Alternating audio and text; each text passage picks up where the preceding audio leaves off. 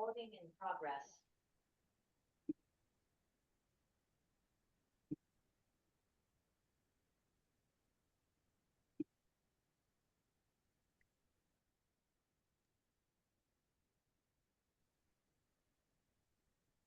João?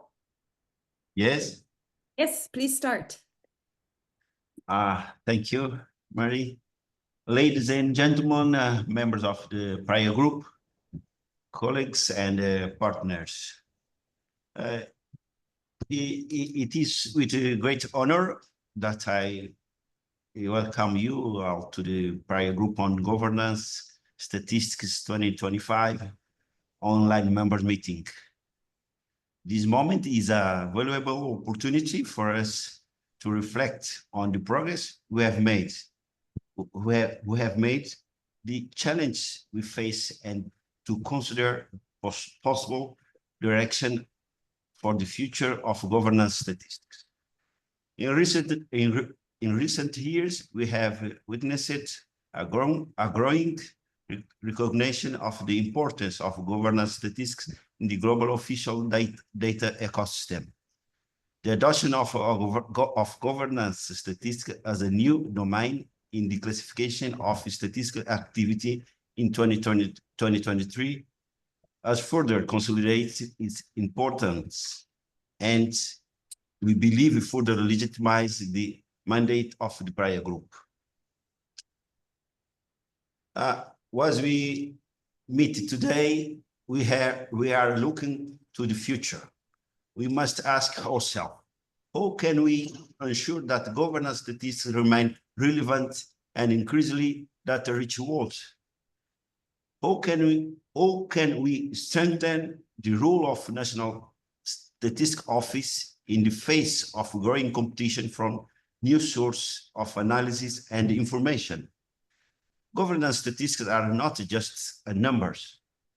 They have the potential to revitalize the social contract between government and citizens, promoting transparency, accountability, trust, and civic engagement. And it is precisely this specificity that makes our work essential for formulating public policies and strengthening democracy. What governance statistics will be most in demand in the next 10 to 20 years? How can we make them more detailed, timely, and accessible to respond to urgent policy needs and anticipate challenge? And how can NSO help the public understand and use the data effectively? Building trust in NSO is another key aspect of our debate. Can we use governance statistics to strengthen the role of NSO as impartial and reliable source of data, especially on sensitive issues such as corruption, access to justice, political participation, and equality? These are questions that our work will seek to answer. During our second mandate, 2021-2025, out of the 8 domains defined in the Handbook of Governance Statistics published by the Praia Group in 2020, we have created 2 worker groups or task teams that focus their efforts on advancing statistical methodology for 2 fundamental and challenging domains: participation in political and public affairs, and non-discrimination and equality. During this meeting, we will have the opportunity to update members on the methodological work of these 2 prior group working groups or task team, including the results of the field tests carried out, 14 NSOs around the world, and the progress made in developing guidelines for the use of administrative data in the production of official statistics. We will also discuss progress in measuring other dimensions of governance, such as trust, responsiveness, and access to and equality of justice. Looking ahead, we need to define the Praia Group priorities for a possible third term. What areas of governance we need urgent attention? Where can we, Praia Group, add the most value to NSOs and the international statistics community? We are counting on everyone's contribution to help chart this path. In closing, I would like to thank the speakers for their time and expertise, as well as all those who will be with us during this meeting, and to reiterate that the success of governance statistics depends on the cooperation and commitment of all actors here. I thank each and every one of you for your tireless work in promoting quality governance statistics and for your active participation in this meeting. I look forward to productive and stimulating discussion. The future of governance, of government statistics is in our hands. And together we are stronger. Thank you very much. I pass the floor to Mr. Arvin. Thank you. Thank you so much, Mr. Chair. Thank you so much, Joao, for those words. We are now gearing up to what is becoming, I think, a really exciting few hours together. I'm also very happy to see there are now more than 70 people online. We are expecting up to 160 people joining us during the course of this meeting. My name is Arvin Gadgil, and I am the Director of the United Nations Development Programme's Global Policy Center for Governance here in Oslo. And I am, as I said, delighted to join you today as we celebrate nearly a decade of work by the Praia Group to advance methodologies and standards for measuring governance, as Joao was just outlining. I'm also proud to note that since its inception in 2015, UNDP has served as the lead supporting agency for the Praia Group. This reflects our strong commitment to supporting national and global efforts to measure and monitor the quality of governance, a commitment that extends to UNDP's custodianship of several SDG 16 indicators. So, today's first session focuses on the future of governance statistics. The recent adoption of governance as a new domain of official statistics in 2023 has brought renewed momentum, provided recognition and validation, and established a clear direction for governance statistics, both at national and global levels. This moment also coincides with the increasing impact of digital technologies, which bring both challenges and opportunities for official statistics. As Mr. Osama Rahman, one of our panelists you will hear from soon, notes in his paper on the future of national statistics offices, quote, "Policymakers and the public have an urgent need for a trusted institution that can act as a data steward to help them navigate the expanding data and information ecosystem." Well said, Osama. The exponential growth in digital data sources, from administrative records to sensor data to social media platform, is revolutionizing the potential for governance statistics, as you know. These data sources can provide us with more timely, granular insights, enabling our elected officials and service providers to improve public services in real time and tackle complex challenges. However, the expansion in data also necessitates robust data governance principles and practices, ensuring data protection, privacy, and responsible use to maintain the trustworthiness of official statistics. This is especially critical when dealing with sensitive data related to communities or data that may reveal government failures or inefficiencies. So now more than ever, it's essential for NSOs to implement strong measures that safeguard independence and credibility. One key safeguard is adherence to internationally recognized methodological standards, which ensures that users can trust the integrity of the data. However, governance statistics still lag behind other domains in terms of standardized methodologies. This makes, of course, the Praia Group's work in the coming years all the more vital. So we are fortunate to have with us three distinguished experts in the field who will reflect on the evolution of governance statistics over the next decade or two. We'll have 3 rounds of questions with our panelists and then open the floor for discussions with the rest of you if we have time. But please feel free to submit your questions via the chat throughout the session, and we'll draw from them in the Q&A. Also, if you do have comments or thoughts that you want to share, please do that too in the Q&A. So let's get going. I would now like to invite the before-mentioned Osama Rahman to kick off the discussion. Osama is the director of the Data Science Campus, which is the UK Office for National Statistics Innovation Directorate. He is first chair of the United Nations Data Science Leaders Network, and he's on the Bureau of the United Nations Committee of Experts on Big Data, and he's leading international work on the future of NSOs under the auspices of the United Nations Economic Commission for Europe's high-level group on the modernization of statistics. So my questions to you, Osama, is on a little bit of what both Joao and myself were talking about. So as NSOs are facing this growing competition from new sources of analysis and data, do you see a role for official statistics in governance, to help NSOs remain relevant to their users? So that's the key word, remaining relevant. For instance, can official statistics and governance play a role in revitalizing the social contract between the government and citizens by fostering transparency, accountability, trust, and civic engagement, or is that too high an ambition? Osama, the floor is yours for 4 minutes. Please go ahead. Thank you. So, first of all, I think all that we do is about governance statistics in a sense, right? So even our economic statistics provide information about how the government is managing the economy,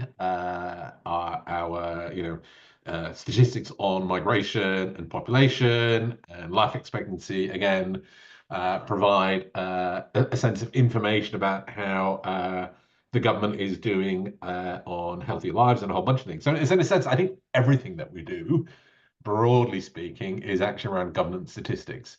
Now, that said, there are a set of statistics which the Praia Group has sort of set out in its handbook of governance statistics, which are not as you said, are not as well developed as some of the other existing statistical productions that we have.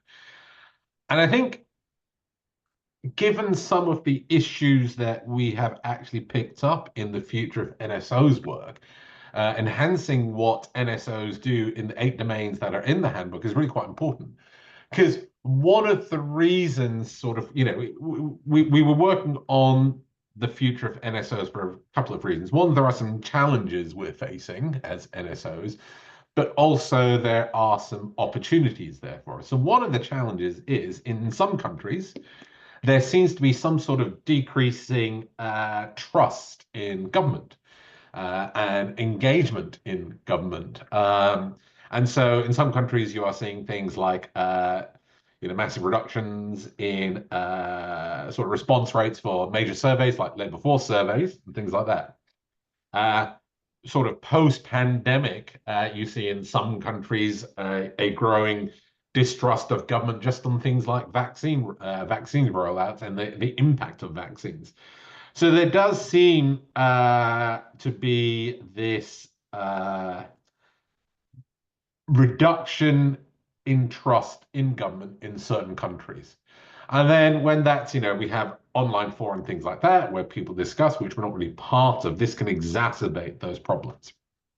So in terms of your question as to, the role of enhanced governance statistics, helping rebuild the social contracts between people and the state, I think this is incredibly important, and is something that certainly there needs to be focused on. I think then following on from that, sort of from the next thing in terms of some of the stuff we're talking about, the future of NSOs, we acknowledge that there's competition out there for production of information or data or statistics, whatever you want to call it. And we shouldn't be afraid of that.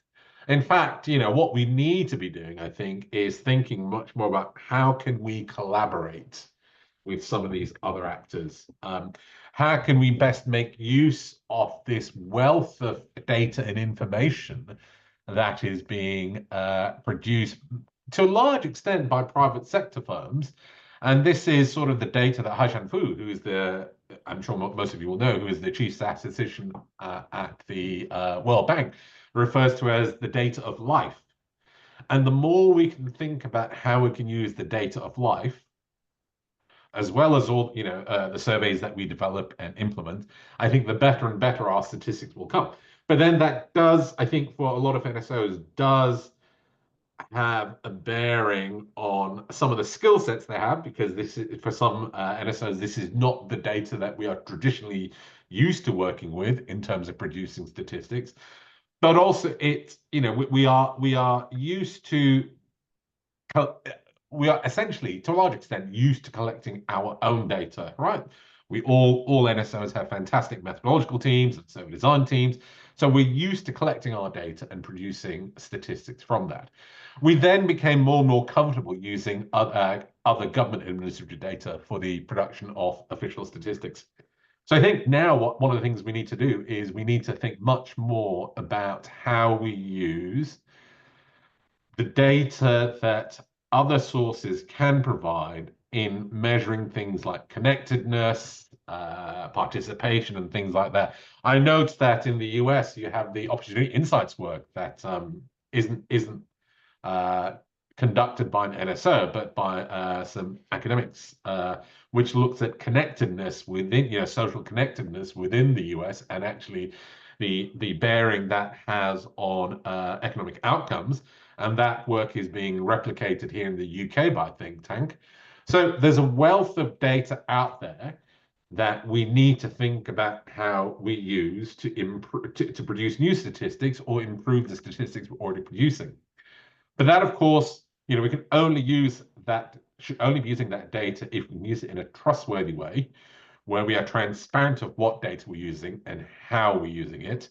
And again, I think that transparency is quite, and openness is quite different from how we've been transparent in the past with lots of methodology papers and things like that.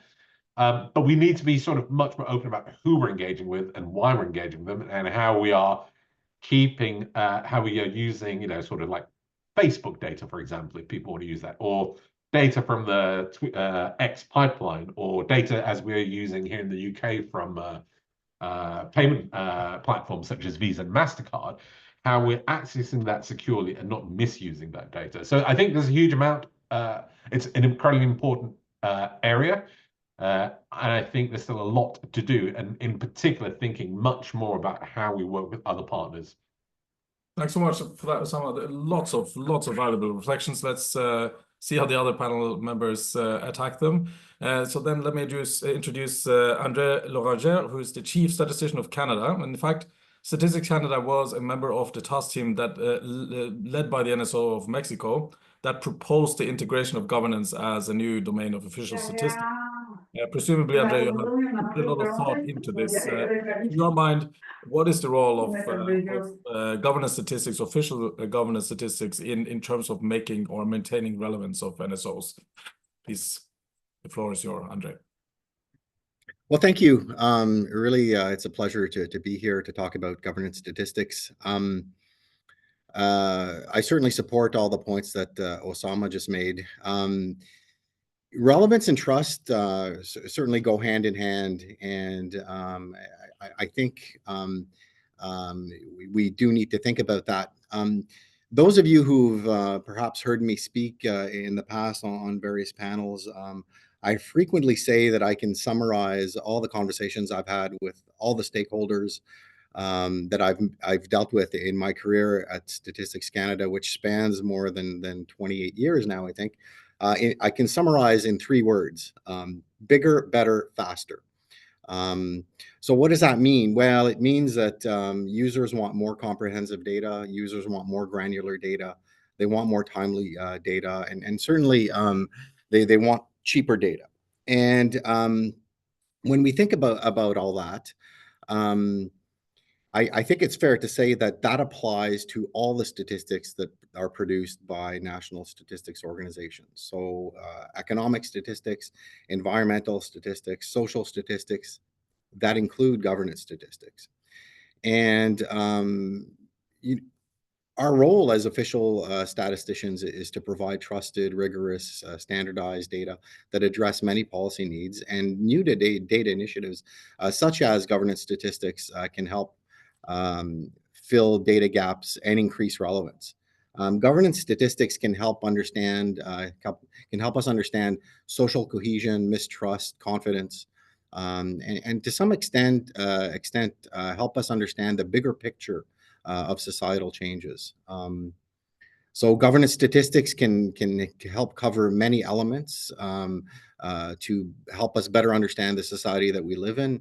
Some examples include participation, openness, access to and quality of justice, responsiveness, absence of corruption, trust, and safety and security. So that said, I think that governance statistics can be most effective when explored through the lens of a more comprehensive framework that factors many other statistics which touch on lived experiences, including economic, environmental, and other social statistics. So we live in a really complex society, and more sophisticated data solutions are required to address better policy needs. And so to that end, governance statistics are an important part of a comprehensive overarching framework. And in Canada, we've developed a quality of life framework, which includes indicators on safety and security, democracy institutions, justice and human rights. And that framework also helps us examine specific indicators in the context of a broader set of indicators to tell a complete story of lived experiences. So I see that you've popped up, so that kind of tells me that my time is up. So I'll stop here. I had a little bit more to say, but in the interest of time, I'll stop here. Thanks so much, Andrea. We'll come back to you momentarily. And yeah, so this relevance and trust go hand in hand, and constantly asking for bigger, better, faster, and cheaper. I'd like to perhaps explore that a little bit more as we go into the next part of the conversation. But let me now turn to Ms. Camilla Roca, who is the Director of Research at the Mo Ibrahim Foundation, which is also actually a part of the steering committee and a steering committee member of the Praia Group. The foundation publishes the well-known, of course, Ibrahim Index of African Governance, and it also supports a range of governance data producers across Africa. And Camilla knows firsthand the challenges they face and what are persistent governance data gaps in the region. Camilla, the floor is yours. Thank you. Thank you very much. Can you confirm you can hear me well, right? We can. Thank you. Thank you so much. So indeed, I mean, I wanted to also pick up on the points that you raised before and share with you that basically, when it comes to NSOs, it is proven within research and literature that they do play a critical role in furthering governance performance. We ran a correlation between our Ibrahim Index of African Governance measure of overall governance versus the capacity of statistical systems in African countries. And this resulted in a strong positive correlation between the quality of statistics and good governance performance. Also, additional research that you can find in our 2023 index series report that I will share in the chat. Governance statistics are highly correlated to restoring social contract and fostering citizen engagement and accountability. And in fact, research shows that public trust in governance is actually eroding in those countries where data manipulation and lack of data transparency occurs. So just to provide this point on the fact that indeed NSOs are crucial for governance performance. However, as you rightly discussed so far, there are several challenges that limit the potential and also the capacity of NSOs on the continent. And obviously, to unpack this, we need to look at the specific context of Africa. This is a context where, as you know, there is a skyrocketing demand for data. Data is at the heart of current efforts towards not only measuring governance and development agendas, for instance, the SDGs and Agenda 2063 in Africa, but also other key international conventions, frameworks like the Paris Agreement, for instance, and all this demand is obviously piling up on already existing local continental demands for official statistics for policymaking purposes. It is true that, as you also said, data sources and data production are proliferating most recently, and this is happening, for instance, in the private sector, as was said already by other panelists. sometimes making obviously the governance of data quite challenging. But at the same time, what we see for the African governance, the African continent specifically, this proliferation is not directly contributing to filling existing data gaps, be it for issues of openness, for instance, accessibility, or lack of coordination and partnerships between governments and data providers. So in the face of these like rising demands and proliferating data sources, across Africa, on average, data supply remains really low. So despite, obviously, we see an increased availability of data throughout the last 10 years, let's say, there is still more governance data missing in Africa than in other world regions. And just to give you an example, there are still many African countries that have not conducted a population census, which is sort of one of the baselines, one of the pillars for official statistics, household surveys or agricultural census over the past decade at least. All the more, Africa is also the world region with the lowest availability of civil registration and vital statistics. And here we run an analysis. I'm not going to go into details, but we run an analysis about the availability, accessibility, and all that of birth registration systems, death registration systems, and so on. And you will see that capacity here is among the lowest globally. On top of this, our recent report that I just quoted on the power of data for governance tells us that about 54% of required governance data is available in Africa. And this is obviously limiting policymakers' ability to make informed decisions. So I feel that here we need to look at a few policy recommendations that we can discuss in the next panels, obviously. And I will be more than happy, for instance, to look at what are the specific areas where data is missing, but also what could be the added value and the role that NSOs can play in data integration, partnerships, and also making data more user-friendly and more engaging of citizens and stakeholders as well. Thank you. Thanks so much for that, Camilla. If I can come with a quick follow-up, because I think your point on what seems to be proof that you can bring to bear on the fact that available governance statistics actually improves government performance. Now, can you just in a minute or two just tell us, what does that you reference that work and that proof? If it says give us some more depth to it, what does it actually show us? How can that inform this question about the relevance of NSOs?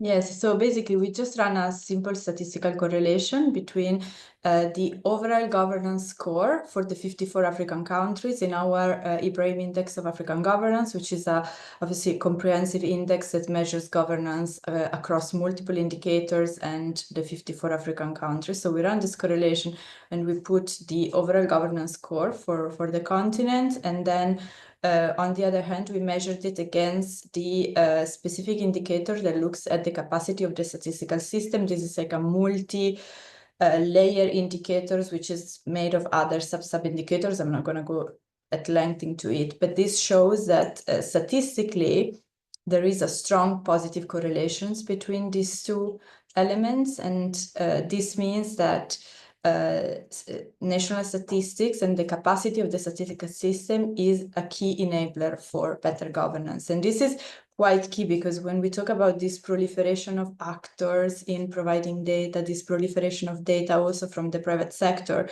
it sparks all these ideas of competition and all that, but I do feel that we need to really ensure that NSOs and the core capacities that they have are preserved.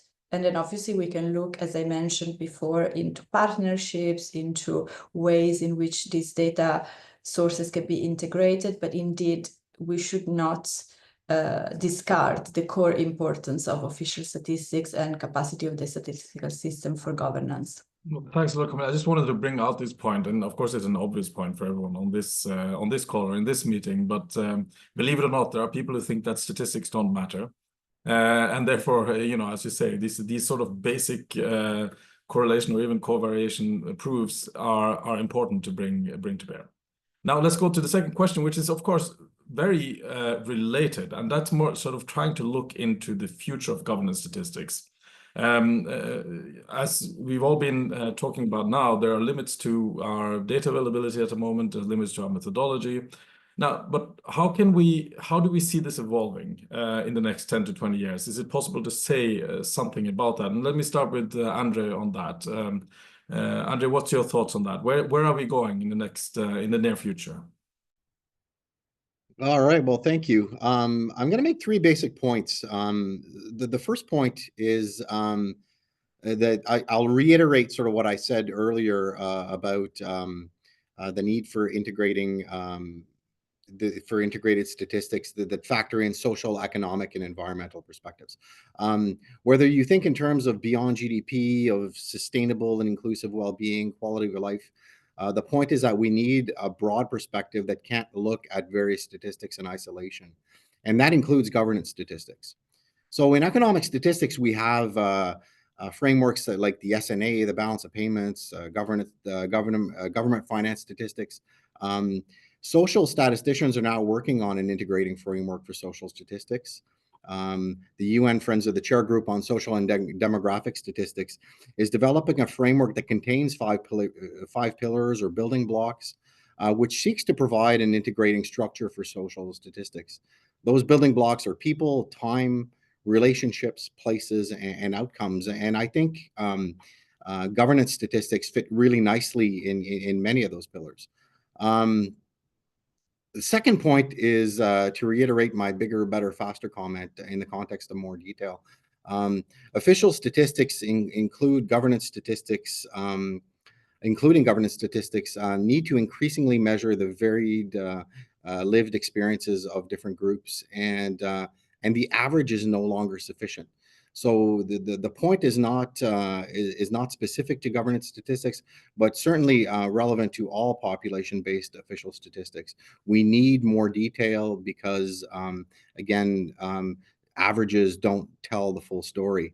That means silos must be broken across sectors to produce governance statistics that reflect political, legal, social, economic, and environmental impacts. And this applies to the statistics themselves, but also to the working methods and the partnerships that we have to build these statistics.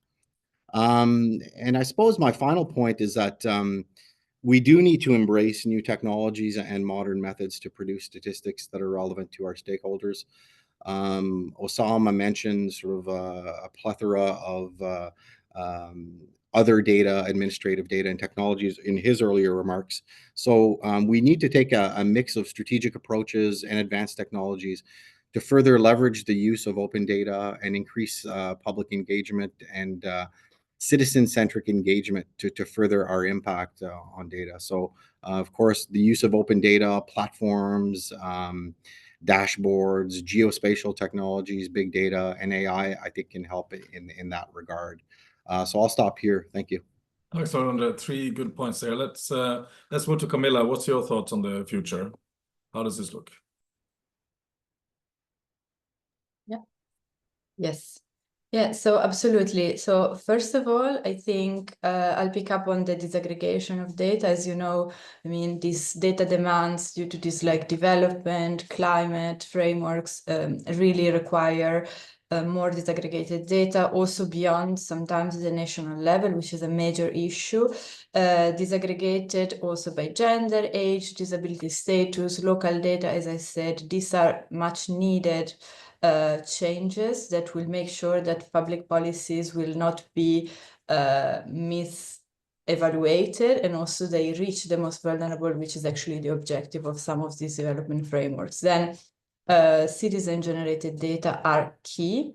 The integration of these with official statistics, but also data collected from private companies would be absolutely great. And I think there are some African countries that are already working on it. And I remember some initiatives, for instance, from the Kenya National Bureau of Statistics about leaving no one behind and creating this like data partnership that are absolutely key. And then, I mean, we spoke about, and everyone knows about this core predictive added value of using artificial intelligence. And obviously we need to look into that for Africa, for instance, to leapfrog in some of these areas where high data gaps are still prevalent. And I mean, we spoke about the relevance and importance of national statistics, and we still see a lot of challenges in terms of like adequate funding and adequate support for these actors. And for instance, current support for statistics, according to official development assistant reporting, showcases that statistics are a very tiny share of total ODA, like about 0.3%. And so we need to do more about this, because obviously, you know that for anything, any policies that has to do with health, education, and all that, there is no point to create policies without knowing exactly what constituencies you need to serve. So I would love to see, for instance, increased support just for like building capacity for African countries, and to measure and to support the capacity for their official statistics. And then, I mean, just one point, if you allow me, there is also a few core sectors where data is missing. And we need to be very clear about the fact that some of these sectors are crucial. Health, you would think that, you know, with the pandemic and anything that has happened around it, we would know statistics and fresh statistics about health capacity in African countries. But if you want to check hospital bed density or doctor per capita, nurse per capita across African countries, you will not find this data. And you will not find this data for enough countries, and you will not find this data recent enough. You will see that across, for instance, the past 20 years, there's only a couple of data points per country. And this is just an example that many people probably don't know about, but showcases really the importance of reinforcing these capacities in the next decade or so. Thank you. Oh, fantastic. This data availability point is extremely important. Let me just pull your attention, at least for a small minute, to the chat where Rosalina has posed a really thoughtful couple of questions. Those of you who are interested may want to just look at that. You may not have time to discuss it in depth in this session, but it is a core issue that keeps coming up. Now let's move to Sama. Sama, how do you, when you look into in the future, how does the future look to you? I think it's always a mistake to try and predict the future. Who knows what new data sources will become available?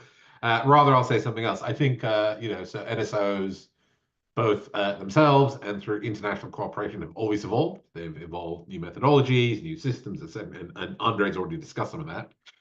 I think really what I would say is that pace of evolution has to be more rapid, given the rate at which the data landscape is increasing, given the rate at which technology is improving.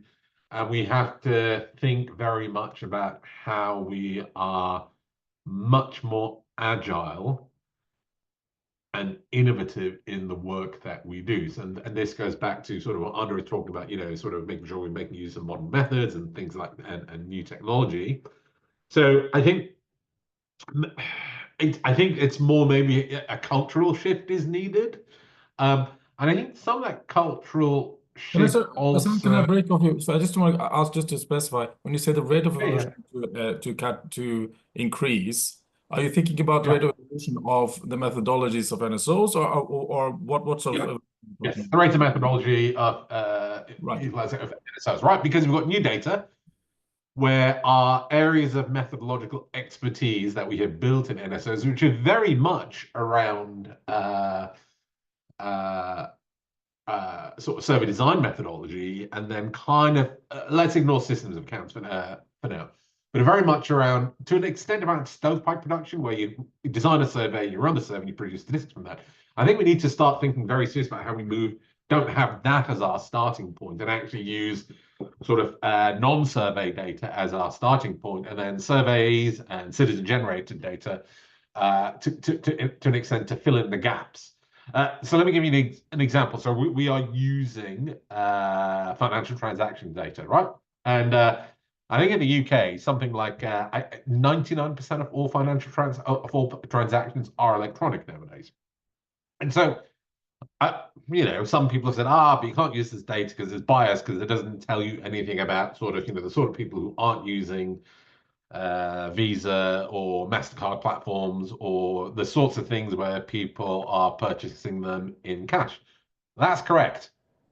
But actually, there's still a strong signal in that, and you should still use this data and actually figure out, well, what else can you do to fill in these missing gaps around who is paying for with cash and why. So that's just one example. But you know, the modernization and the rapid evolution is in the use of the financial transactions data. And like I said, we don't know what data is going to become useful, right? We can't tell for sure what's going to be available in 10 years, let alone 5 years data-wise. A simple example is Earth observation data, right? So we use Earth observation data to help Somalians, we've published this, actually identify informal internally displaced people camps, because they kind of spring up everywhere, right? And they're expensive to actually figure out on the ground. And actually that says something about society, that people are in these camps, et cetera, et cetera. No? So we're using Earth observation data. And actually, if you talk to the satellite manufacturers, the next generation of low orbit Earth observation satellites that are going up are going to have wide band spectroscopes on them. So they won't just be picking up RGB spectrum, and they'll have onboard compute on them. Right, so we need to start figuring out rapidly, well, how can we there's more information here. This is new information we don't have. How can we rapidly make use of that information to produce more and better statistics? So again, it kind of goes back to Andre all the time, you know, Andre's succinct summary is what we should be all repeating over and over again: bigger, better, faster. And cheaper. That's kind of what I'm trying to do. Yeah. And cheaper indeed. No, a good point, Samuel. Thanks so much for that, and also providing some color with examples there. Let me just say that we are running out of time, but I think you know, the next question is as relevant to this discussion that we just had. And you know, keeping in mind what Andrew was saying about relevance and trust being, this was not your precise chosen words, but something like it's the same, two sides of the same coin. I'm sort of tempted to ask whether it's a chicken and egg issue, relevance and trust, and that's where I want to take us now into this question about how governance statistics may or may not be able to bolster public trust in NSOs. And what is the role of governance statistics in the trust surrounding an NSO?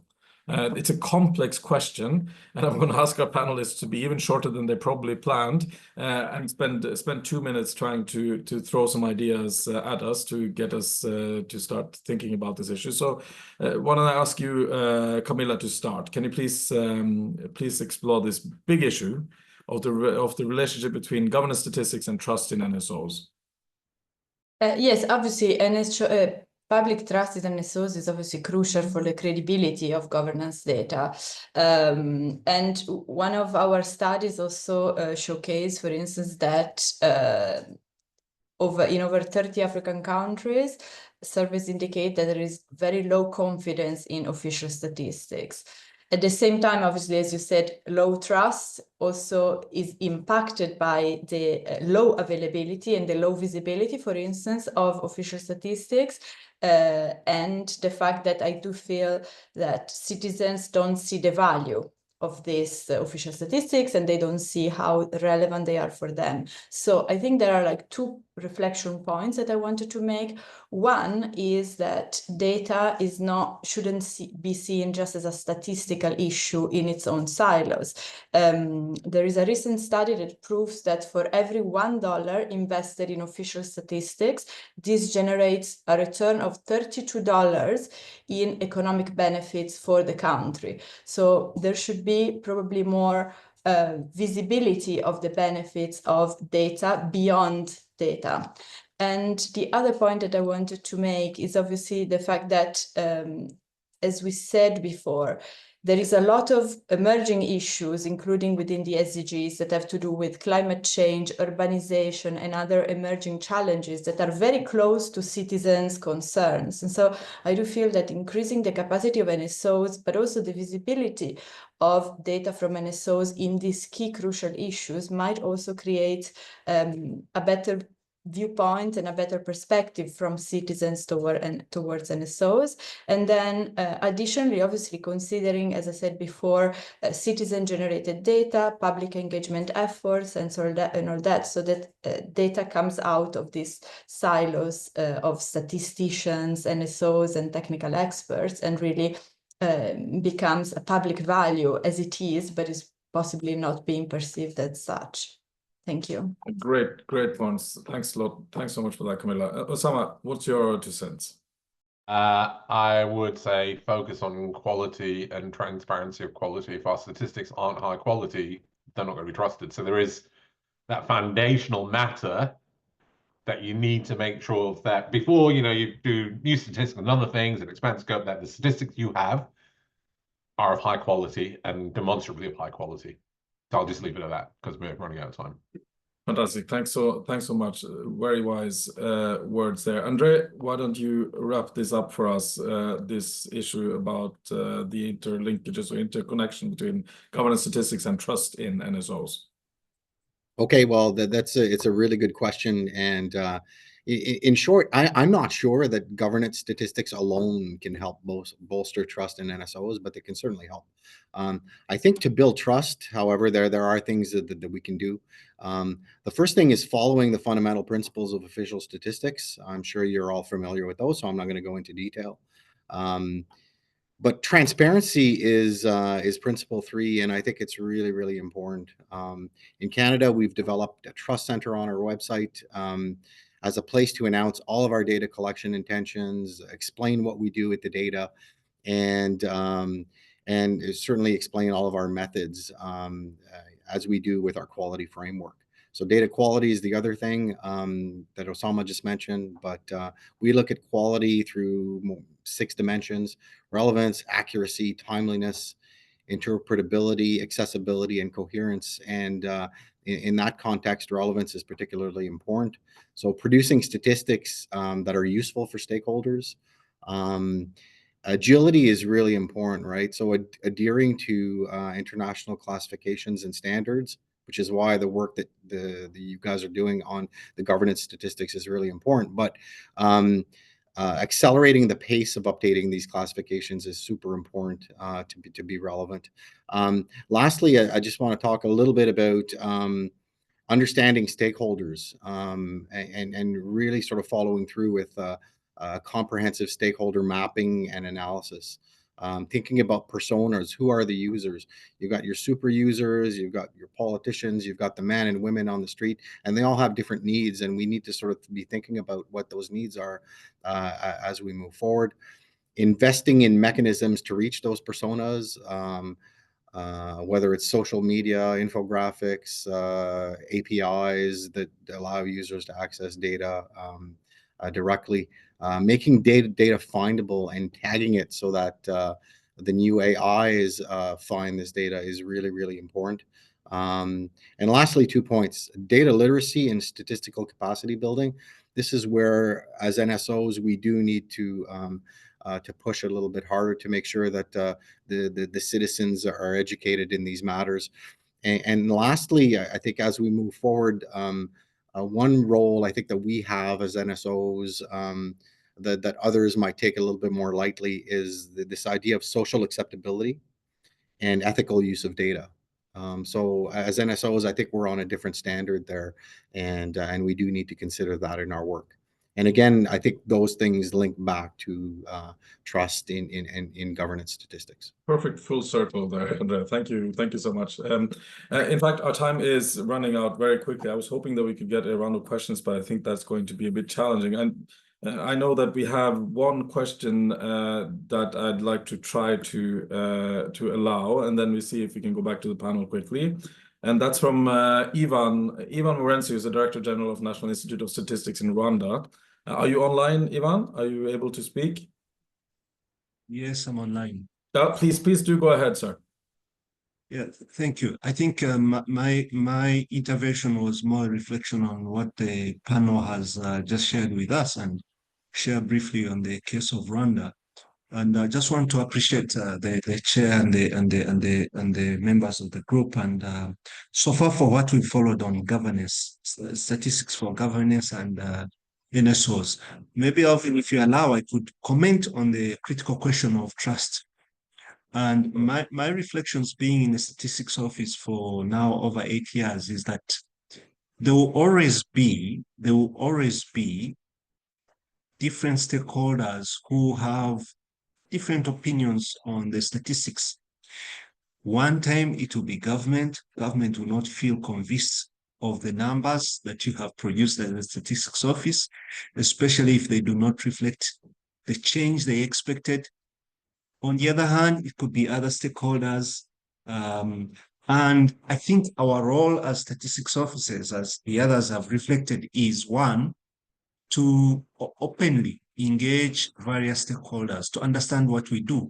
And we have not probably done a good job in terms of engagement, in terms of just being transparent in every process. For example, if we are planning a given survey to open up, and various stakeholders have input, question the things we are going to measure, understand the methodology. We have also not been good communicators, probably, in terms of what we do. So we write quite technical reports that are a bit not easy to understand, and that can result into misinterpretation and confusion.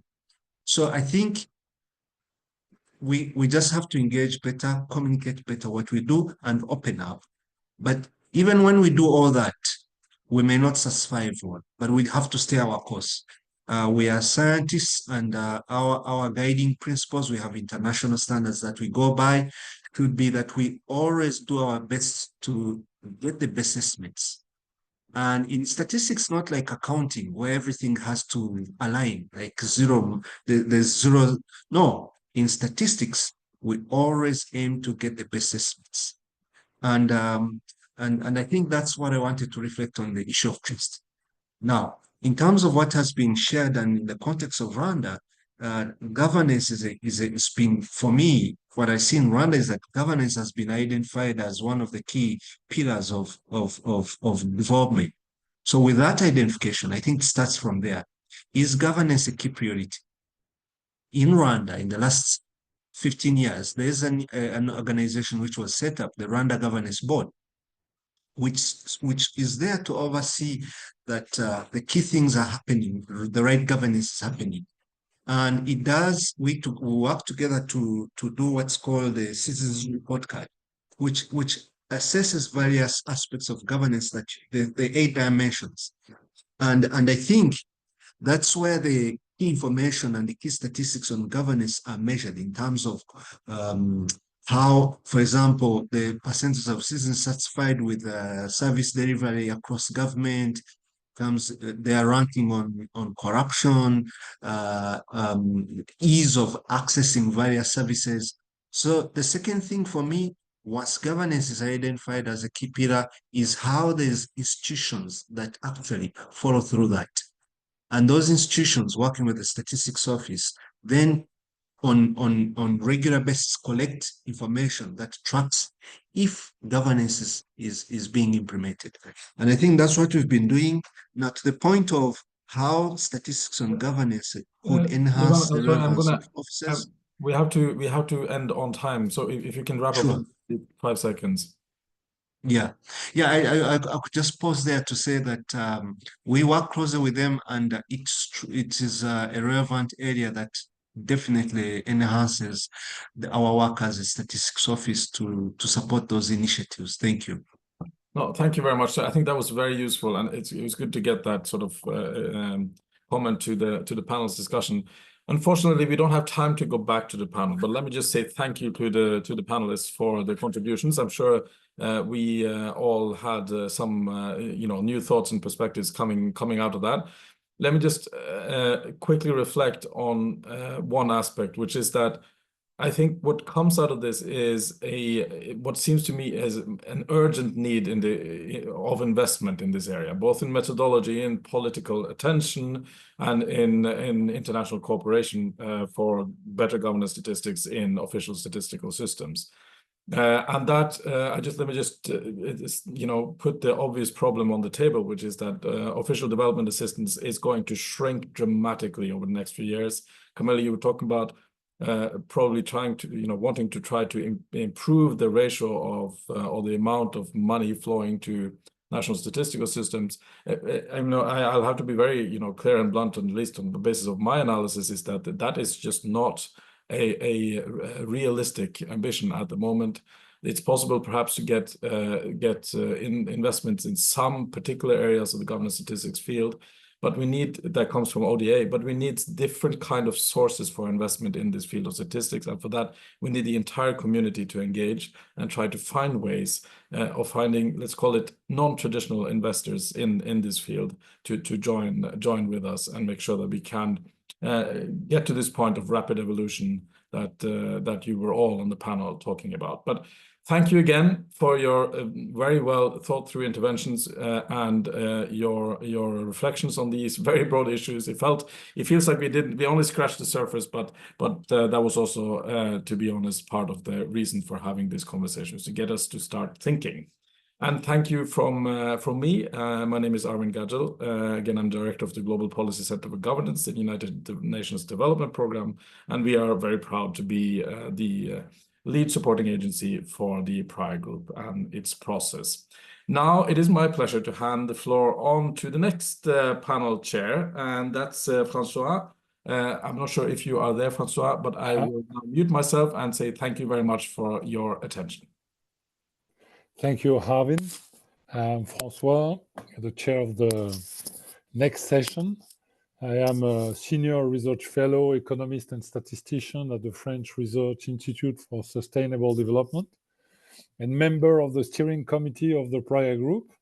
As you know, in the steering committee, we've got three kinds of institutions: international institutions, national statistical offices, and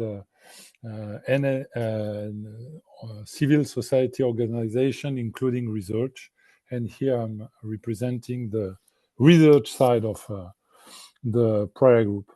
So after this the big picture and the future of governance statistics, I think that we are going to dig more into the statistical work of the Praia Group during this second mandate. And we are going to talk about the two task force which has been built during this second mandate. Just to give you a bit of history, the Praia Group during its first mandate, 2015 to 2020, elaborate a handbook where 8 dimensions of governance statistics have been identified. So maybe to Andre, here we've got the structural, in the integrated structure of governance statistics. And among these 8 dimensions, it was decided to build some task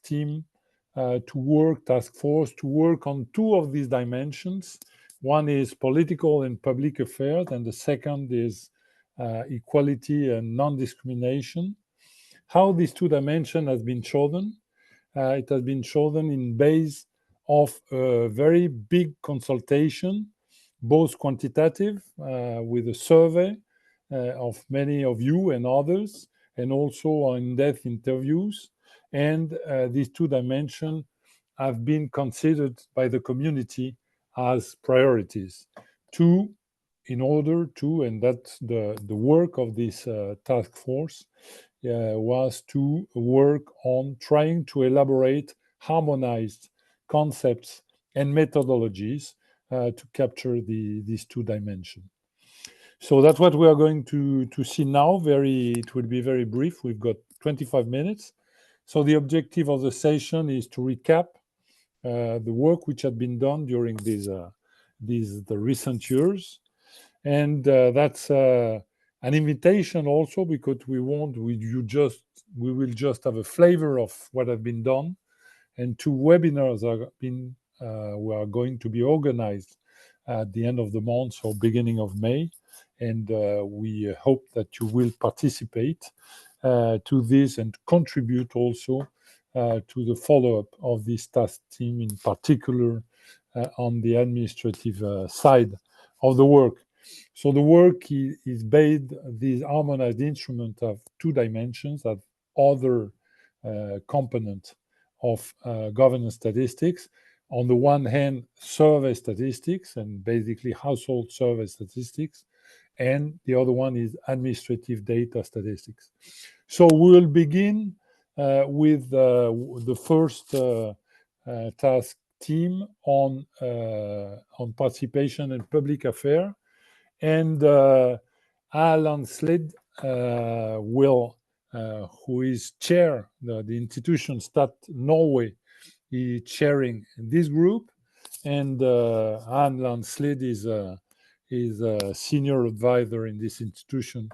And then we will have another intervention later. So Hanlan Slid, it's your call now. Excellent. Thank you, Francois. And thank you for leaving us some time to present the work of the task team on participation in political and public affairs. So the general idea behind establishing this task force was or the overarching idea was to build a better link between the work done on democracy, participation, electoral participation in countries, and the work that the statistical offices are doing. So far, this has been an area that has been undercovered. We were established in 2021 as a group, and then we were further endorsed by the UN Statistical Commission in 2022. That gave us a clear mandate to develop a survey module, where the idea was that here we can have questions that can either be a standalone instrument or can be attached to larger surveys. And the idea was that these surveys can cover questions related to democracy, participation, and representation in society. The other product that this group or this task team has been working on has been the guidance on using electoral administrative data to produce statistics on participation. And here especially, and also reflecting on the previous debate, I think this is really an undercovered area where the NSOs, we have few examples of NSOs that have actually using administrative data in this respect. And we hope that the guidance that we will provide, and it will be further explained later, can be useful for NSOs in kind of picking up on this work. So the task team, we had several meetings, 100+ statisticians, experts have attended our meeting, represented NSOs, NGOs, and international organizations. Many have been involved. So if we go a little bit back in time, in 2021, we did a huge mapping, a global mapping of all the different kind of processes, all the surveys that were done on this, not only by the NSOs, but also by research institutes, by universities, and so on. We gathered all this survey information, all these data, and based on those, we tried to design a harmonized survey module with only kind of a few of these elements were included and covered. That was in 2022. We had an expert appraisal of that work done by colleagues of mine in Statistics Norway. Following that, in 2023, we are working further on cognitive testing, where we have tested how these different questions that we have designed, that we had in the survey, how they were perceived among the respondents. And we are now moving on, and we have moved on to field testing by NSOs out in the field. In 2025, we will have kind of a finalization of this, and we will also end up with having a global consultation. A few words on the content of the participation questionnaire. Today, the current version of the survey, it consists of 3 parts. One is the participation in electoral processes. The second is participation in political and civic life. And the third one is what we have called the enabling environment of participation. And the idea is that the questionnaire can be sent out and used within 12 months after the most recent election. You see we have tried to visualize how these interact in the figure on the left-hand side of this page. If we move on to what we have found so far, or what is new in the work that we have been doing, is that we have tried to cover barriers to registration, the process before you actually go to the polling place. These are topics that we haven't really seen them covered in detail by other similar instruments or surveys. We have looked specifically on problems encountered when trying to access the polling place, when you cast your vote. We have questions on that. We have covered experiences of intimidation or political intimidation during the election process. Some of the examples are listed here on the slide. We have also tried to cover new forms of participation, boycotting certain products for political, ethical, or environmental reasons. And we also try to show how social media plays a role to get informed and discuss policies. And lastly, also attitudes towards marginalized minority groups holding power. And as you can see, it builds up. We have a lot of questions now, and we are currently in the process of trying to limit and shape these questions. And I'll come back to how you can influence on that. The next slide, we have showed where we stand right now. We have 14 NSOs. John, I'm sorry, because we are running out of time. So may you conclude very briefly? Yeah. So these are the 8 countries that are now field testing or have just finished it. I can take the next slide to show you the most important one, which is the next steps. We are currently reviewing national field test reports and discussing with NSOs. We will share a consolidated report in May. And for our next meeting, where you all will get an invitation, we'll get to see the survey, the questionnaire, and you can give input on that. We will have a workshop in Oslo in the end of May, where we will try to finalize the actual survey instrument. And in the end, we hope to conduct further cognitive testing of the final product. With that, I'll hand over the microphone to my colleague Ionica Berovescu from UN Women, who will talk about the use of the guidance on utilizing electoral administrative data. Over to you, Ionica. Thank you, Vebjørn, and hello to everybody. It is my pleasure to give a quick update on this work stream. As Vebjørn said, this is a very new area for global statistical standards. So last year we took the time in the task team to undertake background research on electoral processes and electoral data, and we discussed the scope and the structure of the guidance. You may recall the 5 chapters of the guidance, starting from the conceptual frameworks, national legal frameworks on electoral data and institutional setups, types of electoral registers and data systems, and moving to the second part, the role of national statistical offices in adding value to electoral administrative data, and partnership principles and practices in data sharing. We do not have a lot of time today, but we selected 2 teasers for you. One of them is a slide showing the scope of electoral activities typically undertaken by the electoral management bodies as part of their mandate to organize elections and resulting core electoral data. What you see in the green boxes, the voter registers, voter turnout data, candidate data, and elected candidate data. The slide also shows how the data flows from the sources of information, which may be actually sourced in other types of administrative data sources, such as population registers, or may be supplied through an active process of registration of eligible voters and election candidates. At the end of the flow to the right side, you can see the potential utilization of data by the national statistical offices, which brings us to the next slide.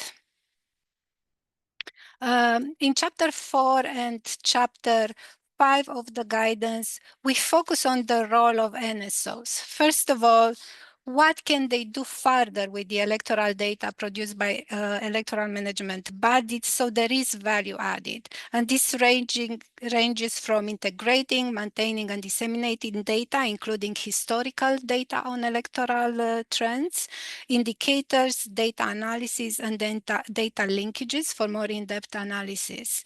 And in chapter 5, we focus on how NSOs can engage with EMBs to maximize data sharing and data utilization. These chapters rely heavily on country examples from national statistical offices, which brings us to our last slide for today. We welcome you to join us for the next steps in developing the guidance. First of all, we will have a more in-depth session on the work done so far and highlight the gaps remaining and discuss with you how to further obtain input from you from the national statistical offices. Second, please share information about your own context, not only about the data produced at EMBs and used by NSO, but also your overall practice in integrating administrative data in national statistical systems. And finally, volunteer to review and provide input to the draft guidance. Over to you, Francois. Thank you, Jonica, and thank you, Webjorn, for the presentation of this task team and the impressive work. And now we're going to the second task team about non-discrimination and equality, which will be presented by Marjut Pietiläinen. She is a senior researcher at Statistics Finland, and Statistics Finland is co-chair of this task team with INEI, National Statistical Office of Peru. So, Marjut, your turn. Thank you so much, Francois. And hello, everybody. The importance of the producing statistics on discrimination and inequalities cannot be overstated. In a world where inequalities based on income, sex, age, disability, sexual orientation, ethnicity, religion, and other grounds undermine in social cohesion and foster conflict. Intolerance and hate crimes are on the rise, even while member states, when adopting the 2030 agenda, committed to leaving no one behind.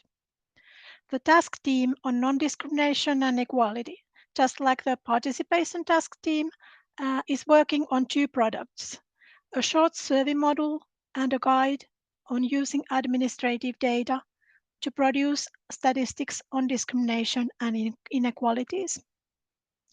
We have had more than 130 distinct statisticians and experts attending our meetings since we launched this work at the end of 2021.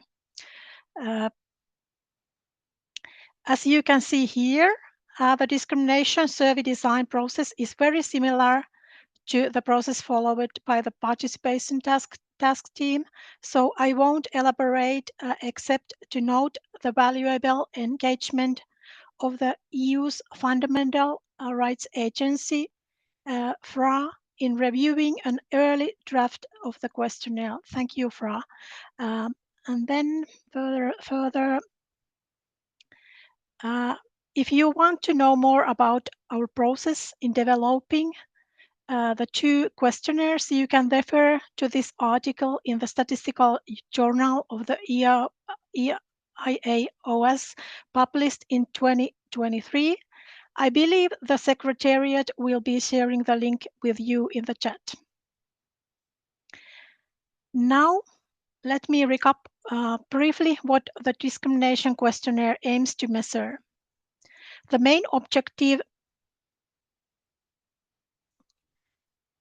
is to measure the prevalence of discrimination and harassment based on grounds of discrimination prohibited under international human rights law.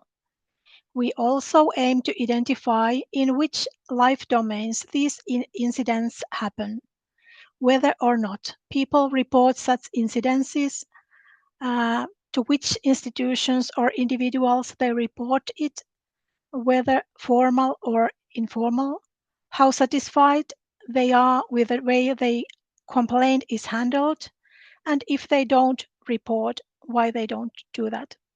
We also measure the perceived prevalence of discrimination in the country, as well as attitudes towards marginalized groups and gender equality. We have tried to capture a few emerging aspects of discrimination which are less commonly covered in existing surveys, such as cyberbullying and online harassment, including of a sexual nature. Physical violence perpetrated based on prohibited grounds, impacts of discrimination and harassment on health and well-being, such as psychological problems, being afraid to go out, being unable to work or having financial problems, and the degree of comfort when interacting with people from various marginalized groups. Since we know that discrimination is often the result of negative stereotypes or biases held against certain groups. Then here you see that 16 NSOs have contributed to the cognitive testing or field testing of the questionnaire so far. From all regions of the world and in a wide range of languages. Regarding of the ongoing field testing exercise, it's interesting to note that 4 NSOs, namely Belize, Israel, Lesotho, and Uganda, inserted the core question set in the national surveys in 2024, and therefore already started producing nationally representative statistics on these issues. In terms of next steps, we hope you will join our next discrimination task team meeting in May, where we will be presenting and discussing field testing results. Once the 2 questionnaires have been revised on the basis of the results, they will be shared with all NSOs and other actors in the international statistical community in a global consultation facilitated by the UN Statistics Division early next fall. The final version will be then submitted to the UN Statistical Commission by the Praia Group in March 2026. Let me end by encouraging you to check out these short videos highlighting why the work of the 2 task teams is important. The Secretariat will share the links in the chat shortly. Now over to Fiona on the admin data guidance. The floor is yours, Fiona. Thank you. Thank you so much, Marjut. I'm going to give the fastest presentation of my life. And I'm going to jump straight into talking about the key messages of this guide on using administrative data to produce statistics on non-discrimination and equality. So the main things that we're trying to get across in this guide are, first of all, that you can probably produce a lot more indicators of non-discrimination and equality than you think using administrative data. Secondly, that actually the whole idea of non-discrimination and equality encompasses a lot more things than at first glance you might imagine it does. So in fact, there are many, many things that can fall under this heading. And then something we're really trying to stress in this guide is that if you collect or compile information, especially heavily disaggregated information, it's important that it should be put out as much as possible into the public domain. That's not necessarily to say that statistical officers should be the ones doing all the analysis, but they should be making it available so that the world at large can do analysis. On to the next slide, please. Sorry, I put animation in there which slows things down, but you can skip all the way through it while I talk. So the current status of the work, there are two drafts of this work that have already been shared for your feedback, and thank you to everybody who has provided feedback on there. And a second draft was circulated towards the very end of last year. Now the document is with us in the UN Human Rights Office, OHCHR, to review and finalize this work. And we're just making a few observations, such as that the work at the moment is trying to cover a little bit too much ground, maybe going into a little bit too much detail about what administrative data are in general. So we're working just now to finalize it, focusing down onto the specifics. So really just talking about administrative data in the realm of non-discrimination and equality rather than in all areas. And on to the final slide. So how can you help us to get this document finalized and, as Mariut said, ready for going out to consultation? Many of you have already provided really useful examples, and thank you to those who have. I will be contacting everybody who has provided examples to us to make sure that what we're doing is really getting the kind of take-home message properly out of them. Some of them we've got wonderful practices, but I think we're not quite getting at the meat of what can be shared for others from those examples. If you haven't already shared examples, or indeed even if you have and you might have more, here are some of the things that we are looking for to just augment the current draft.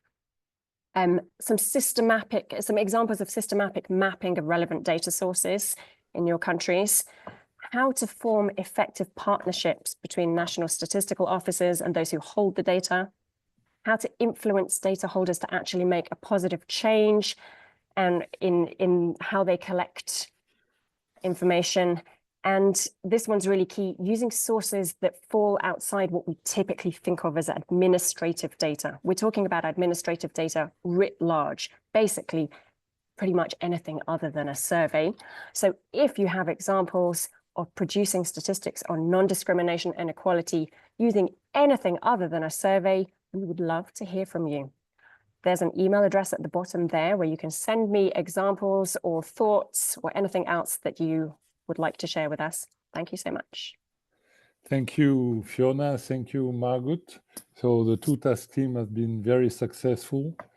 Unfortunately, we don't have any more time to the Q&A discussion now.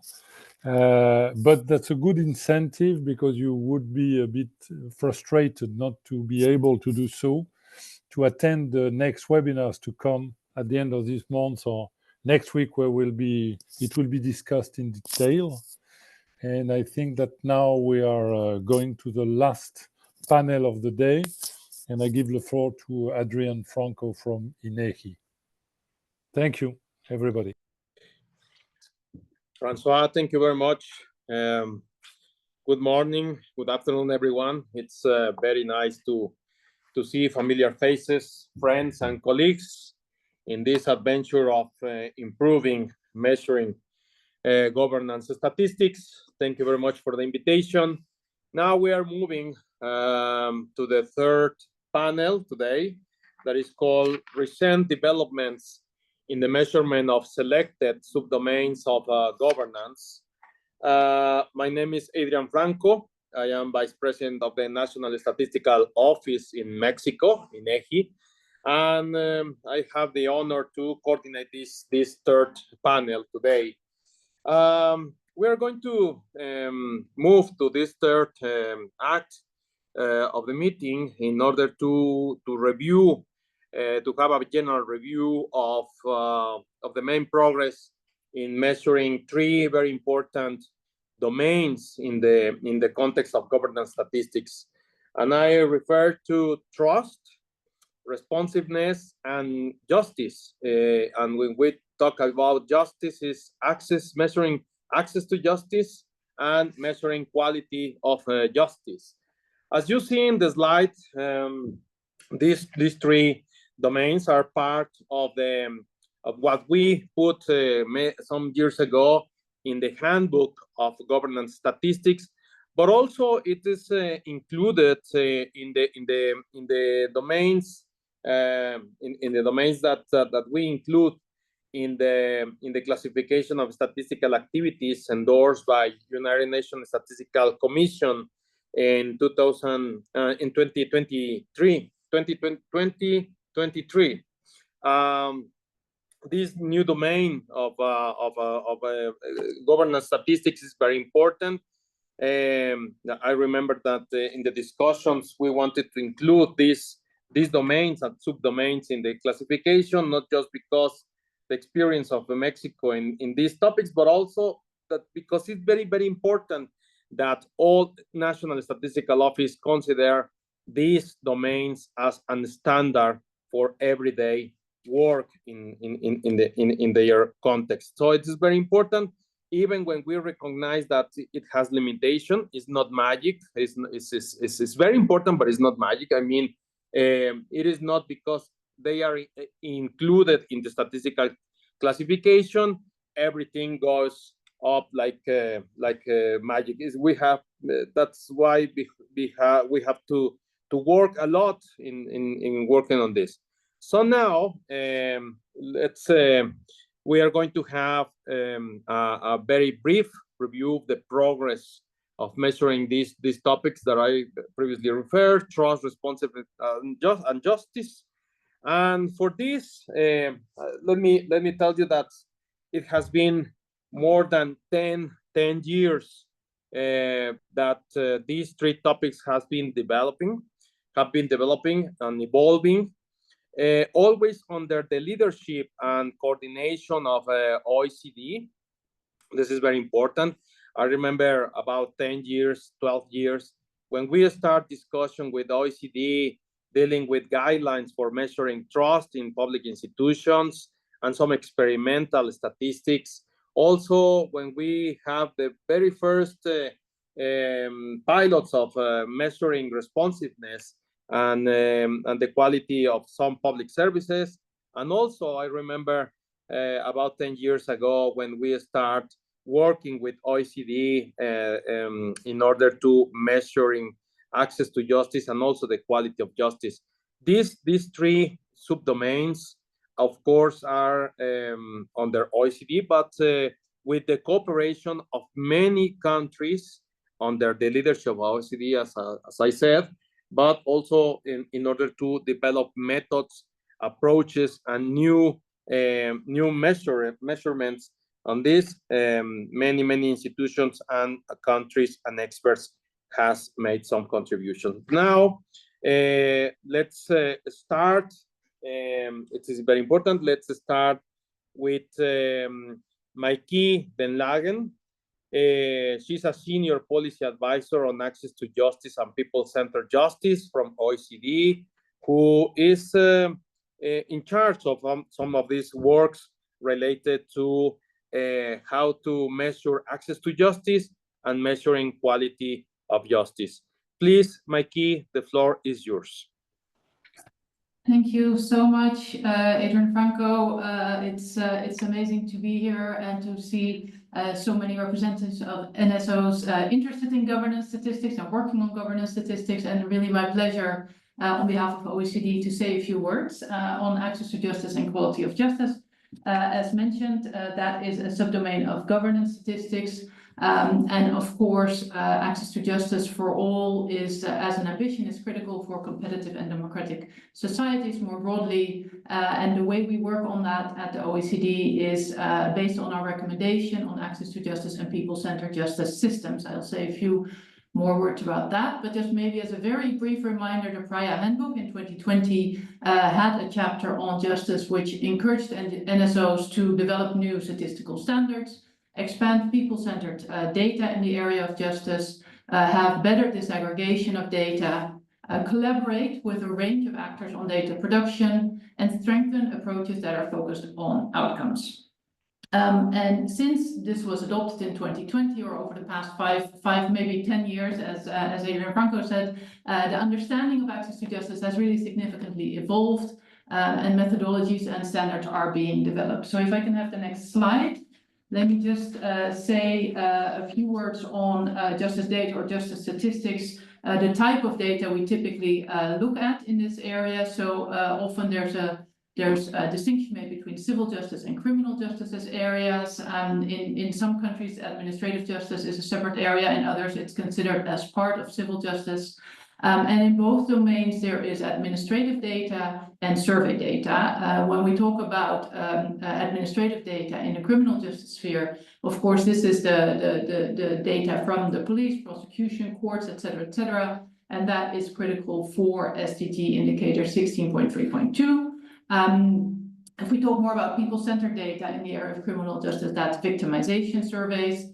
I won't go into all the details because I have more slides to talk to, but that's people-centered and survey-based data that looks beyond the data that the system collects, for example, on unreported crimes. In the civil justice pillar, then you also have the administrative data as well as the legal needs survey data. And then, sorry, on the legal needs survey data, that's actually going to be the focus as I speak today, because that's where most developments have been taking place. So I won't speak to all these individual reports, but as you see, the foundation for that legal needs survey data was really laid in the OECD guidance in 2019. There was a first ever estimate of the global justice gap, a use of that data from legal needs survey data for policymakers. Finally, the adoption of the civil justice indicator in the statistical commission, the Praia City handbook, of course, very important, that chapter, bringing it together. And then some other policy work has been ongoing, mostly linked to SDG 16.3.3, and really trying to connect to the shift that's taking place in the policy space from access to justice as access to the formal courts to access to justice as really outcome oriented. Are people able to resolve their justice problems? And again, that's connected to our recommendation. And these documents are, or this methodological work on the statistics and the data is accompanying that shift in understanding of access to justice and really the push towards people-centered justice. And a core part of that understanding of people-centered justice is related to data-driven and evidence-based policy making, and that has really increased and will continue to increase the demand from users, particularly policymakers, ministries of justice, judiciaries, for relevant and reliable and robust justice statistics. So moving to the next slide, some of the things that we have been working on is increasing the number of legal needs surveys, conducting them, building countries' capacities. These are just a few that OECD has worked on, but others have worked on that as well, and you'll hear in a minute from my colleague Alexandra Wild of UNDP on the work that they have been doing on the SDG 16 survey. Of course, OECD with UNDP and UNODC are co-custodians of SDG 16.3.3. So we've worked to collect and report data, raise awareness of the importance of data. And then there's two bullets of the work that we are currently doing, that is analytical work for which we need good quality data and good justice statistics, both on policy and governance indicator, which are connected to our recommendation that I mentioned, as well as developing, but we have a long way to go there, service level measurement, so that the administrative data in these areas is much more harmonized, much more usable for NSOs, much more people-centered in terms of the variables and the data that's collected, and then outcome indicators for which we are developing a set of indicators that we will be presenting in the course of this year. The final point that we're using this justice data for is a methodology to assess the economic value of people-centered justice, and we're working together with Statistics Canada and Justice Canada on a country case study, as well as with the Ministry of Justice of Colombia and DNP, the National Planning Department. So that will be to use essentially legal needs data complemented by a range of other data sets and other relevant statistics, including the quality of life framework that we heard about earlier from Canada, to try and assess the economic value of people-centered justice, the costs of unresolved justice problems. I can talk about this for hours. I won't. I will go to my last slide, which is looking ahead. Some of the items that OECD would be very happy to work on with NSOs, with our partners, UNDP, UNODC, and others. This is really to continue to promote the use of legal needs survey modules, including by NSOs.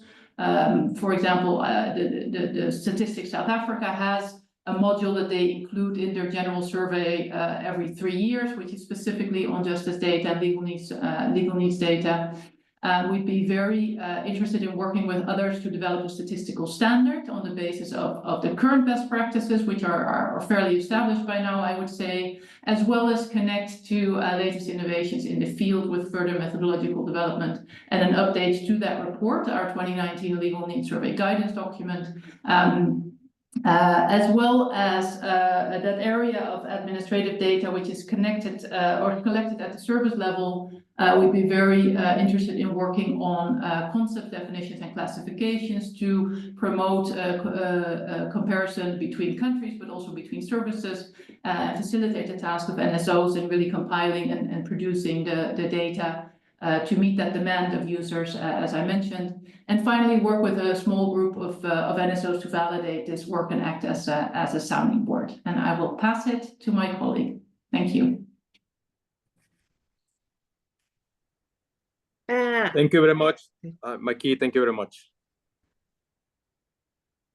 Shall I start, Adrian? No, wait, Santiago. Thank you very much, Okay. Maki. Now we will. I will give the floor to Alexandra Wild. She's going to give us a brief update of the SDG 16.3.3 because they coordinate the global reporting on the SDG indicator that measure access to civil justice. Alexandra, are you there? Yes, I am, and thank you, Adrian, for the introduction, and greetings to everyone. Thank you for bearing with us as we head through this last session of the members meeting.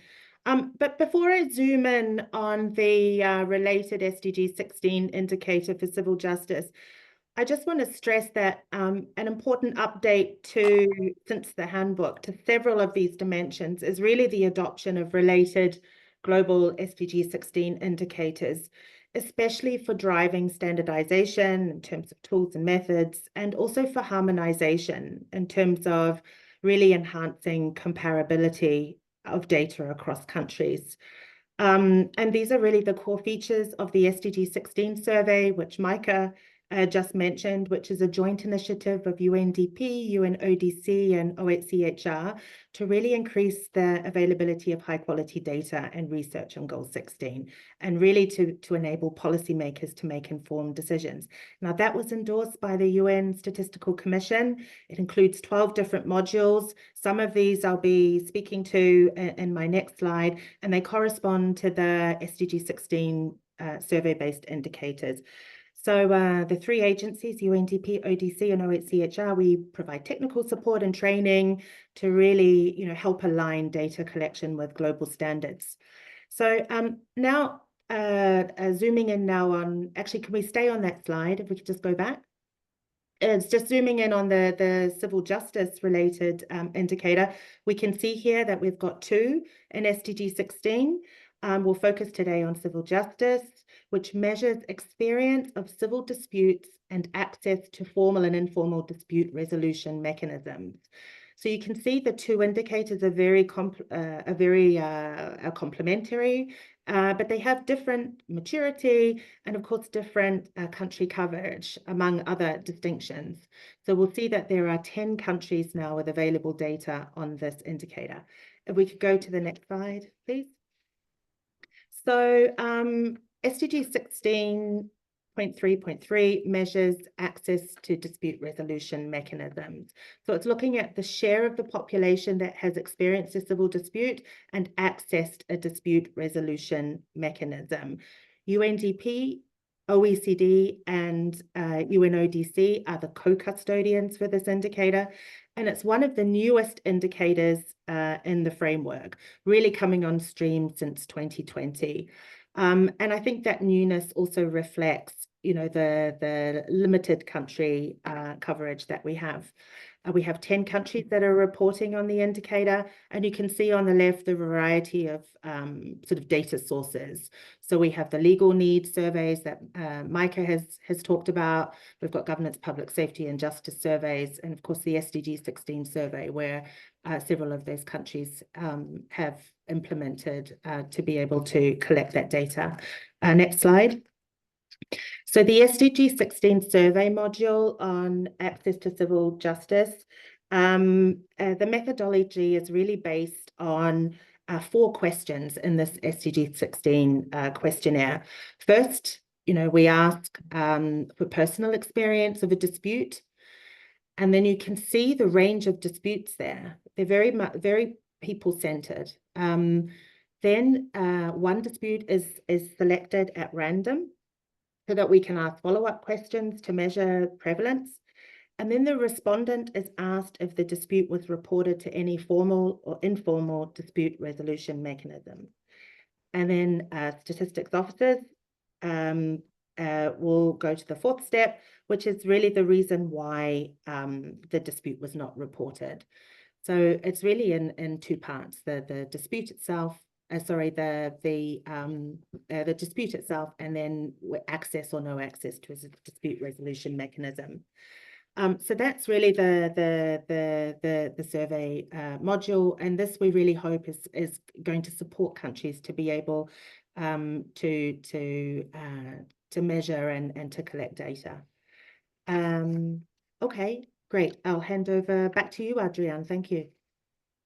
Thank you very much, Alex, for this brief. Now let's hear from Santiago Gonzalez. Santiago is a senior economist and policy analyst at OECD, and he has been in charge for many years in issues related to trust and also responsiveness. It's a pleasure for me to introduce Santiago. Santiago, the floor is yours. Thanks a lot, Adrian. I am delighted to be here on this topic that, as you said, we have been working on since many years. I will report on the progress that has been made on 2 of the dimensions that were in the Praia Handbook on Governance Statistics, trust and responsiveness, and I will try to do it in 7 minutes. So I will try to be very concise on both of these. So in terms of trust, a lot was said in the first panel, but basically this is considered as the key outcome of public governance.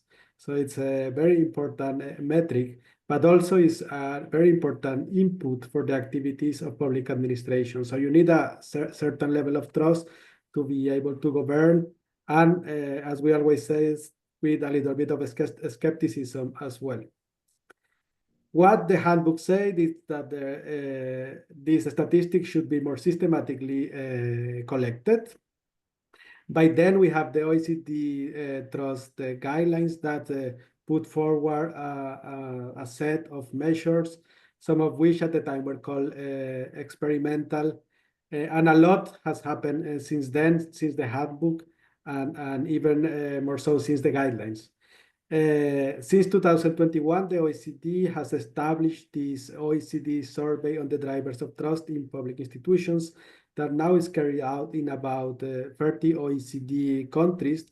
And for this, we have been partnering with many NSOs in Australia, Colombia, Finland, Ireland, Luxembourg, Mexico, and the United Kingdom, who have been either implementing the survey themselves or helping us through cognitive testing and other type of analysis. And very important of this survey is that it does not focus only on the levels of trust, but it dives deeper into what explain those levels, so what we call the drivers of trust. Now, this survey is well consolidated. It has been widely tested, and there is a very robust questionnaire out there. And so many of the learnings that have been occurred over the past years will be now put in the updated guidelines to measure trust in public institutions that will be released later this year. So in terms of the way forward, at the OECD, we are extending the implementation of this survey to countries beyond the OECD.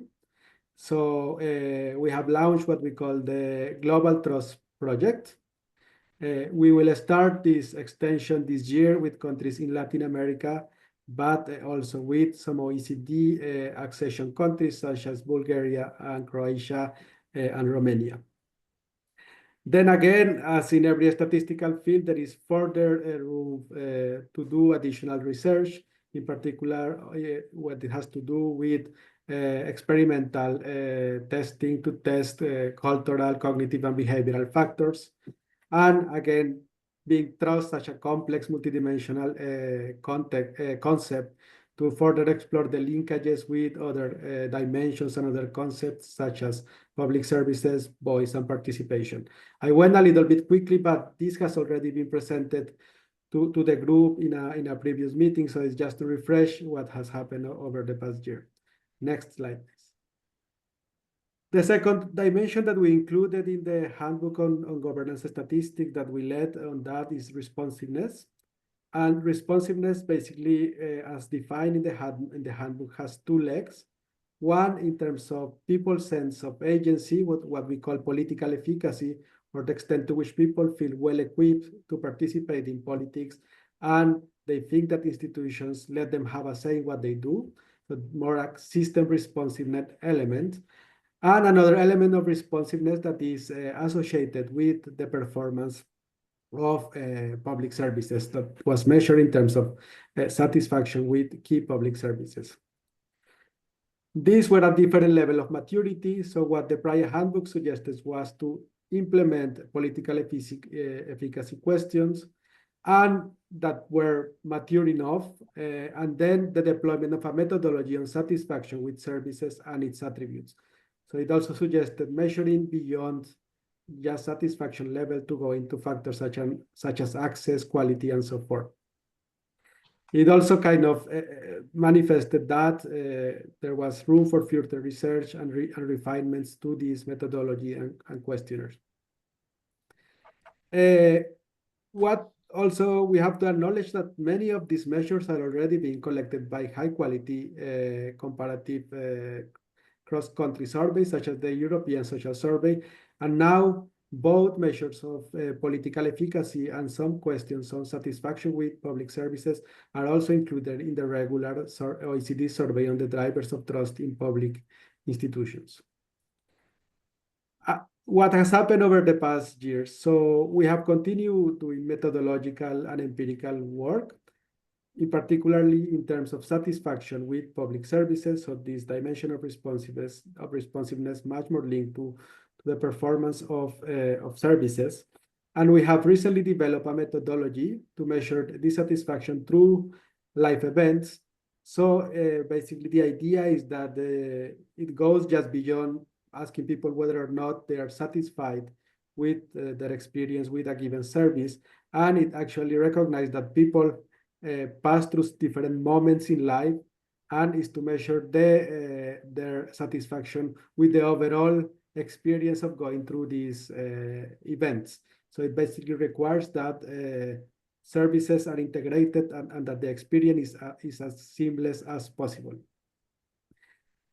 We have also advancing to complement just the population survey-based results with other techniques or with other type of inputs. We have developed an expert-based questionnaire that basically looks at the institutional setup of countries when they provide these public services and what type of, let's say, practices or support they have in place when doing so. So basically, this is a questionnaire that is answered by representatives of public administration, but it helps us very well to kind of triangulate between what people are saying and what the governments are doing and how institutions are basically advancing in the design and the deployment of those services. The way forward for this dimension is to keep advancing on the combination of sources. And one very important thing is that what we are seeing is that Here, the data collection span way beyond just national statistical offices, because many of the agencies that are providing services collect their own surveys.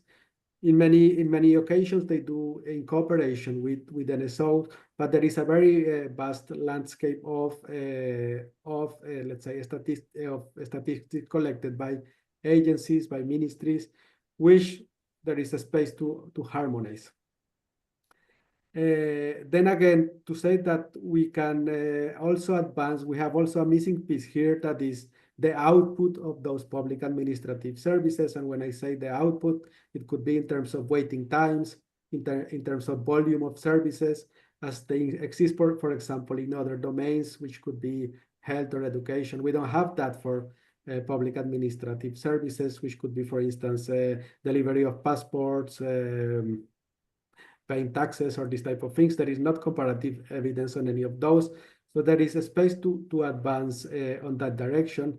And there is big potential to leverage on digitalized transactions that exist through administrative data.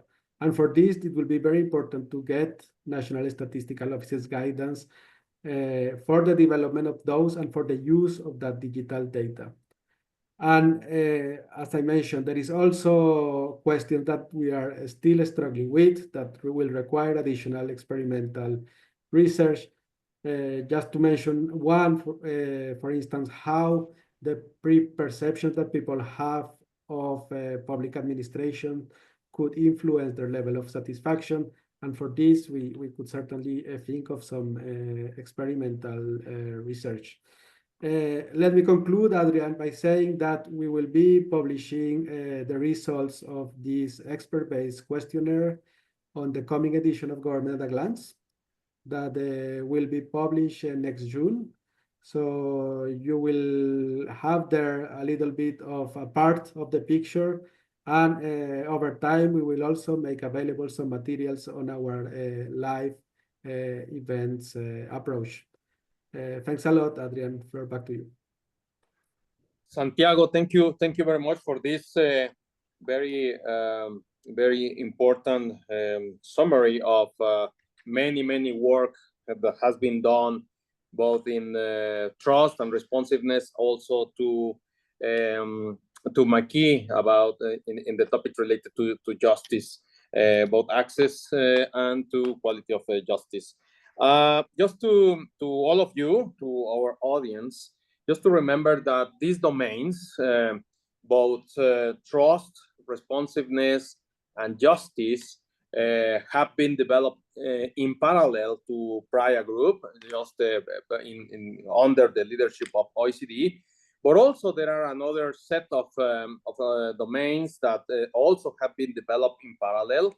That is corruption and safety and security. It means crime. But in the case of corruption and safety, it's by UNODC. Remember that we already have, and Praia Group, people from Praia Group has been participating also in the construction of the statistical framework for measuring corruption, and also in the roadmap for crime statistics. So this is very important works. And in addition, I see in the audience people from OECD, Monica Brezzi, Tatiana Teplova, and Salome Flores from UNODC, just to say hello to all of you, and thanks for all the work that has been developed in order to have now these domains, trust, responsiveness, and justice, and corruption, very well developed. And because of the relevance of these domains, as you have heard, just to remember, both OECD and UNODC were included into the steering committee of the Praia Group, which is very important. And now we will have, I think we don't have too much time for questions and answers, but anyway, we can collect all the questions that you already put in the comments and in the chat, and to reply all of them. But just to remember that these topics, trust, responsiveness, and justice, are very important in the context of governance statistics. And as Mikey told at the very beginning, they are part of a biggest concept like measuring the quality of democracy or measuring as a whole the governance of in countries and regions. So it is very important to remember also that any country who in Praia group or in the extended Praia group who would like to participate in the works related to trust, responsibility, and justice, just as Mikey and Santiago have said, you are very welcome. They are part of the Praia group. These topics are part of the Praia group, as we already see. We saw in the because of our handbook of governance statistics. So this is very important to push forward these topics in the countries. So now this is sorry. Just before you entirely close, I just want to briefly mention very Alexandra. Sorry about it. That's fine. No, we just have 2 minutes. Just to quickly highlight that there are 2 other related SDG 16 indicators, particularly related to the dimension on responsiveness, that's satisfaction with public services and also responsive and inclusive decision making. So just to share very quickly that some of the data sources for this indicator are, of course, the SDG 16 survey. We have quite a significant increase in the data for 1672 this year. We have 83 countries with available data. This is looking at a very important measure which relates both to responsiveness, but also to the political participation dimension, which is the share of the population saying the political system allows them to have a say in what the government does, which is especially salient now. And then with satisfaction with public services, the survey, there's a module there which is very helpful and useful for countries to be able to look across especially important service areas, healthcare, government services, education services. So just to flag that, and again, the link to the survey is in the chat. And just very final message that, we've only got a few years to 2030. And the mission of the Praia group is really to support the development of official governance statistics. So there's this last really important sprint now in the next few years, and we really hope that we can continue this momentum to advance and support countries in their efforts, and UNDP will be supporting that. So just now back over to you, Adrian. Thank you very much. That's no problem. Sorry about it, but because of the emotion to see all the progress that we have made in justice, trust, and responsiveness, I got excited. Thank you very much, Alex. And now, in order to close the meeting, I would give the floor to Liliana. Liliana is the technical secretariat of the Praia group, in order to say some words and closing remarks. Thank you very much to all of you. Liliana, the floor is yours. Thank you very much. Thank you very much, Adrian. Just a few words to thank all of you, to thank all the speakers, all the moderators that contributed for this meeting, and to thank all of you that took your time to be here. We are very happy with your contributions. The questions that were not answered, we will get back to you. We have the Praia group email on the chat. And if you have any suggestions on which areas you think Praia group should focus in his next term, we will be happy to hear from you. And soon we will get back to you regarding the meetings of our task teams that will happen in May. So thank you very much for your presence and for your contribution. Thank you.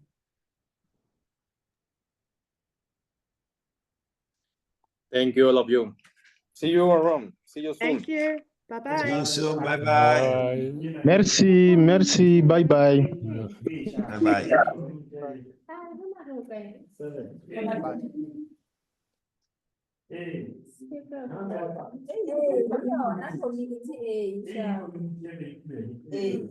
Bye.